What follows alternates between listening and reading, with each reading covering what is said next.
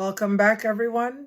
I'm Dr. Milady with the Nursing Edge podcast. We are continuing our conversation on nursing. And now that we have gone through all the prior episodes of how we get started, so now we've gotten into nursing school. So, what happens now? Now that you're in, what do we do? My number one thing to you is organize, organize, organize. If you are somebody who has things all over the place and not quite sure when things are due, I urge you to get a planner. And anyone, really, it's not just anybody who's not organized, those who are, make sure that you get a planner. If you're the person who has to look at your paper planner, like myself, and your phone planner, and your computer, whatever it is, do what you need to and put all your dates, all your exams, all your reviews, or your quizzes, your classes on your planner to be able to follow for when you have an exam, you don't miss it, or you don't get to study in time. You want to make that's going to be your make or break. You got to be organized and knowing when things are due to be able to survive any university setting, any program, but specifically nursing. As you will see as we continue this series, you're going to see why that is extremely, extremely important and crucial to your survival in nursing. So we talked about the calendar and your phone. What your alarms are going to become BFFs. Those who know me know that my alarms are going off constantly. It's always, the part of my brain that does not remember this is going on or the person's birthday, whatever it may be. My calendar, I sit down and put everything in at once. As soon as I know it, it goes in that calendar. And if I don't get to, every day, now calendar doesn't talk to you, right? So every day you got to be able to get up and look at it. That's the first thing you do outside of your usual routines of the morning. You got to look at the calendar so you know where you're going, what's going on, and how you need to prepare. What's also important is to drop the drama in your life. Let me say that again. Drop the drama in your life. That should be a t-shirt. Nursing is difficult for obvious reasons. We're dealing with people's lives, right? It should be. We need to make sure that we have all the noise put aside in order to focus on what needs to happen, in order to focus on learning properly, and to survive the grueling studying that it will take to get to the finish line. Now, if you have the following people in your life that are supportive, please keep those near. Whether it is a spouse, a partner, a family member, a friend, a mentor, you want those people close to you. And when I say keep the drama out of your life, the noise, the person who feels that you have to be with them every waking moment, that's not going to work with nursing school. You may not have time to even, go and do your own things because the studying has to be done, the review has to be done. For you to have somebody who needs for you to be here, it's not going to work. So if you are in that kind of a relationship, you may want to reconsider. And if you have someone who is supportive and understands that you need time to study, you need time to focus, you need time to review all the things that you need to do. If this person cares so much for you, they will give you the space that you need to get what you need done because it's going to benefit both you and the other person. I know that for the other side, people who have children, especially young children, and trying to do this, you're going to need the village. You're going to need your family to help support you when you need to study and kind of have, the auntie, the cousin, the village people to support you to try to get through. And there isn't, it's not forever. There is an end date to this thing. So letting people know that I need help for now so that I can get to the end game of my nursing career. Okay. And until you get to a point that you can actually afford for somebody to take care of those kids without paying, because, as we are getting started in this thing, for most of us, we are wretched with no money. So we need a lot of volunteers, y'all. A lot of volunteers. Now, the other thing you need to make sure you have time to concentrate on things. I've talked about others who may have difficulty assimilating information, reading something for comprehension the first time. If you are the adult learner that needs to be in a quiet space, needs to be at a library, whatever it needs to be, you need to have noise canceling headphones. Do what you got to do, because that information, nursing information, needs comprehension. If not the first time you read it, gotta comprehend the second time, because the clock is ticking and you don't have a lot of time to keep going to reread. So you want to make sure. There are some tips of the trade that I will be providing some classes to those who are interested, that I'm putting together to teach you how to pass these exams. Some schools, from what I hear, are teaching you how to take those exams from day one. Every exam mirrors the end game, which is the NCLEX. Okay, so that's the certification exam, or the licensing exam. So once you are registered, you take your NCLEX, you pass, and you become a registered nurse. Though that exam is not an easy exam. So if you have a school that is doing it the right way and teaching you from every test that you take, there is a different language in nursing. When I tell you, nursing and medicine are a whole entire language of their own. So once you learn that language and you learn about the ABCs of practicing and also critical thinking, you tend to do better. And the student that does better is one who understands that from the jump. So you want to make sure that you really look into what is being taught about those exams. There's specific ways of taking them that are different than the rest of the university. Okay. Another very crucial thing to consider is, for those of you, this will help, a study group. I did well on my own, but when I came into a study group, I did even better. Some things I struggled with. Don't get me wrong. I wasn't great at everything, but I had to work at it. Like I said, I wasn't the brightest bulb in the room, but I wasn't the dimmest bulb in the room. But I worked hard in order to get it. So being in a study group, sometimes the information is so, there's such volume to the information, right? That you need somebody to break down different chapters. So let's say you have 4 chapters you need to read. You have 4 people in a study group. And I recommend that you have no more than 4. It gets a little chaotic. And you want to make sure all 4 people are serious, that they want to get through this thing just like you do. They have to mirror who you want to end up like. They have to mirror what you want to do. That's what I want to say. They have to mirror what you want to do in this program. So they have to really go hard at it like you do in order to do their own part. So what I say about the study group, you have 4 chapters, 4 people in your study group. Each of you take a chapter and learn it in a way that you can teach the other person. I don't know whether y'all do that. Hit me up in the comments. If this helped you, that helped me a lot starting out, undergraduate, because graduate is a different thing. So where you can read all 4 chapters and kind of like, get some things and other things you may not understand as well. Somebody who's spending the time reading that one chapter is able to break it down, because that's all the time they spend on that. Now, because they're doing that, when you guys come together, you are teaching each other the chapter that was not read. Now, it is a way of condensing things, and it's not wrong to do that. You're getting information. You're not cheating. You are doing your part. It's like a group project, right? You're studying together. That is absolutely okay.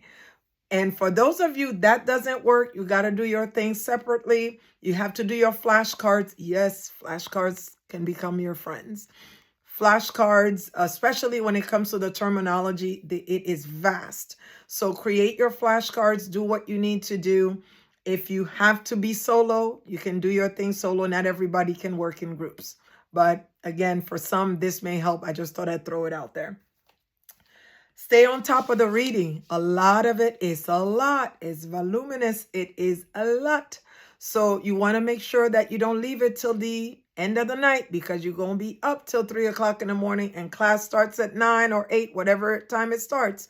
So you want to pace yourself and look at what is, just like in school prior, what has the highest priority, what's coming up first. So you hit that and make sure that you get it, have enough time to spend for the other, and not, prioritizing. You got to prioritize certain classes, like the classes that are very heavy, like pathophysiology. You got to spend time on it. There's no other way about it. Anatomy, learning them bones, them muscles. I know I'm like throwing a throwback here. We have to spend time on those. And it doesn't matter so much. Well, I guess it matters your learning style. It does matter your learning styles quite a bit, but memorization is going to be key to remembering. For anatomy and physiology, we're talking about all the intricate little body parts, bones, muscles, tendons, So it's a lot, and you really have to memorize. And a lot of mnemonics. That's another thing I will teach you in the classes that I'll be offering. Some of the mnemonics I used back in the day to really help bring home the information, retain it for life, and especially for the exams, okay? Let's see what else we have here. We talked about reading for comprehension, concept mapping. It is something that you are taught, but it is taught, very quickly, and you got to continue it, but you really have to get it down. It's one of those things that, those those dreaded soap notes. I know nursing students cry a lot. I did back in the day. All those soap notes that we had to write, boy, any nurse on this platform, please let me know how long you spent on those soap notes. And every time they came up, it was like, not again. But you do learn from them. I think, sometimes I feel like, ooh, they're very excessive, but you do learn from them, especially coming up with the differential diagnoses. Okay. So in studying, I was studying because I was used to studying for memorization. And if there's one thing I recall my husband teaching me, and while I was doing my nursing, he was already a physician. So he had one way of studying, and he studied medicine in Nigeria. So the way they study is very different. So he was able to teach me those concepts. And he said, once you know the concepts and you know how it connects, you know that it is about you. You're not learning about any exterior thing. You're learning about the human body, how it works, how I'm able to put up my finger, how I'm able to bat my eyelashes. You're learning how the brain sends signals to allow you to do that. So it's just an amazing thing. When you start thinking about it, don't think about it as a chore. That's what I tell people. Once I did the switch in my head and started thinking about what I'm learning about my own body, how my body works. It was a game changer. So I started to look at the learning aspect, the grueling learning aspect, as how am I able to do the things that I do on a daily basis, and what happens when a patient is not able to do that. So what in the body, in the system, in the computer that is not working, not allowing them to do the things that they should do normally to function. So I hope that helps you in understanding and putting all that together that you're learning about you. So that did help me back in the day in having that curiosity and wanting to know more, especially in the lab and looking at the muscles when you're looking at a cadaver, or, very fun things that come up in nursing. Yeah, I'm one of the weird ones. I used to love doing that stuff. So, um, in terms of self-care, I think it's extremely important in nursing to take care of yourself, as in every profession.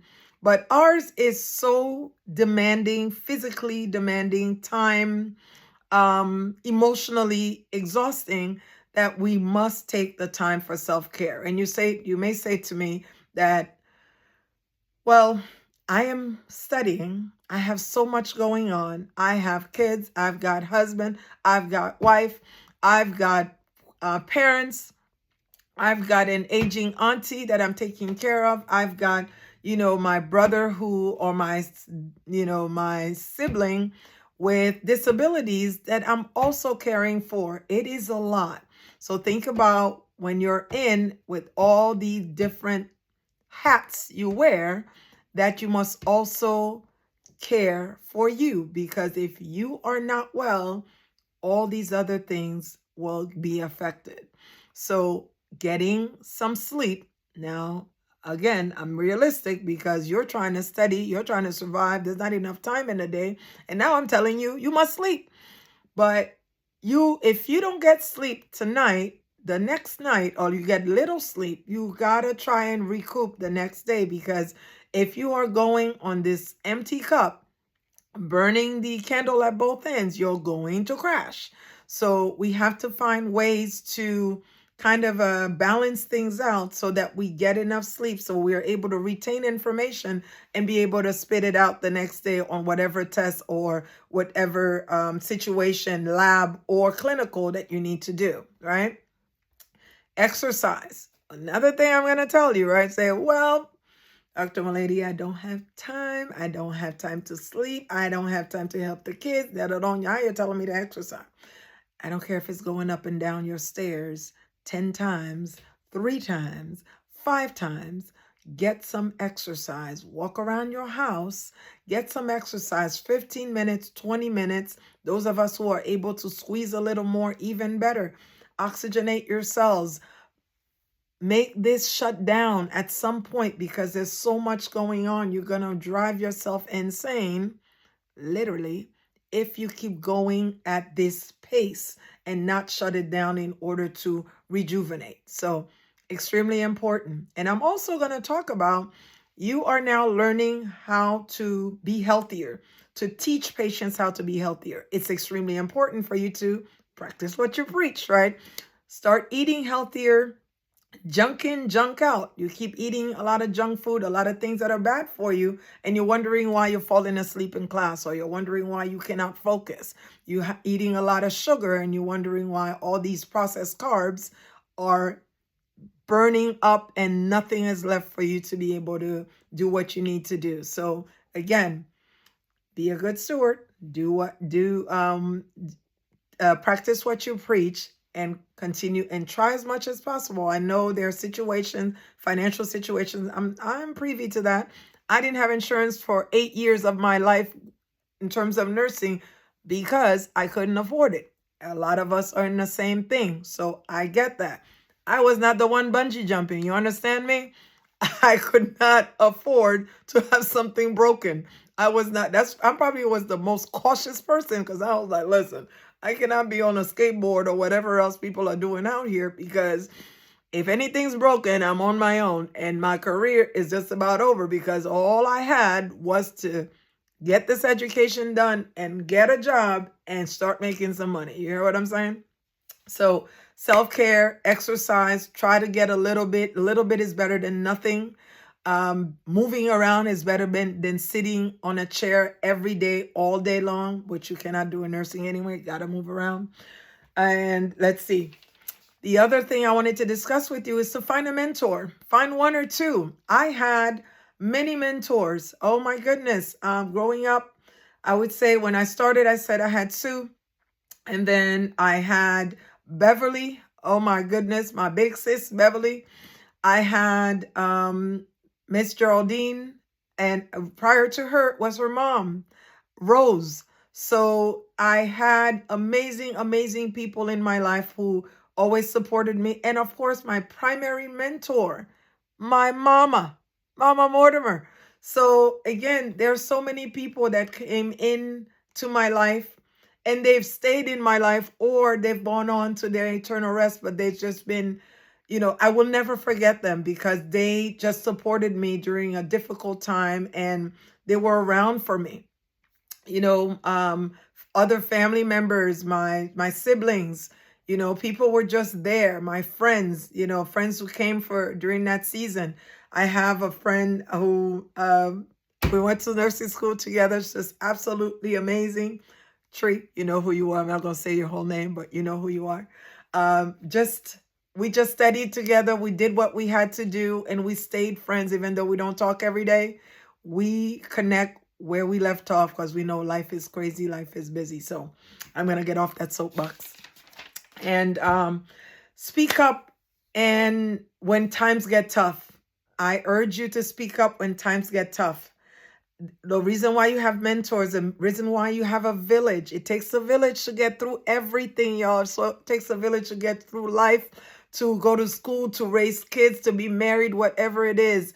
I had the bigger sister mentors who taught me things. I had my mom, I had my sisters, I had my brother. It takes everybody. I can learn from a younger person and their own experiences and their mistakes and what they're doing well. So don't be afraid to speak to the right people who are not going to put your business out there. You know about that. People who are not going to put your business out there, who really want the best for you and who are not going to be envious of you. So those things are crucial to your survival in this field and beyond, right? Have your go-to person. Yeah, your go-to person. You don't have to tell everybody everything. Your go-to person, your go-to being God, right? But at the same time, there has to be one or two people that you can call up and just whine, just whine, do what you got to do, get it out your system. And then they're the kind of friends who be like, listen, let's go. We got to do this. We're waiting for graduation. We know it's tough. That's the friend you need, the one who's going to be like, don't give up. Get this thing done. That's what I'm here for. I'm telling you, yes, get this thing done. Let's get it done. Let's graduate. Let's get to the other side, and then we're going to be talking about some other things in the other podcast. So give yourself grace. It's going to be tough. You're going to have boo-boo-boo moments. I remember mine. I remember losing all my hair. Well, not all my hair. I cut it off because I started to have thinning spots in the back, especially. It's kind of like my stress spots. And then I saw the hair just coming out because I was just, stressing and doing all kinds of things and being younger, not realizing how to manage my stress. I cut off all my hair. If y'all remember, those of you I graduated with, I had short hair graduating. I had very long hair prior, and I had to cut it off and start all over. It's only hair, y'all. It grew back. So we got through. We did what we needed to do. We had our moments. I had my crown moments with my parents, my mom. Oh my goodness, throughout nursing school. This lady helped on her knees got me through nursing school because the kind of prayer warrior I had in this house, and I still have in her house, but it's kind of like she's covering me all the time. And my big sis prayer warrior, my siblings prayer warriors, you need that village to keep you going, to keep you sane. So in all, I say that all of this put together will help bring you success. And I pray that you continue on your journey. Don't give up. Keep it going. Ask for help. Ask for help. Don't be bashful. Don't be shy. And don't be too proud to ask for help. You'd be surprised. Someone else's information, it may cut 20 hours of your studying just from a little bit of information, knowing something differently, a concept, knowing a mnemonic, something may help you in your studying and allow you to be more successful. So I thank you for allowing me to yap in your ear today and continuing to teach and motivate. I hope the words have come through for someone, for you, and motivates you to continue in your journey of being an amazing nurse. We'll see you guys next time. Please check the YouTube options of videos to watch next. as we continue this journey. Y'all have an amazing day.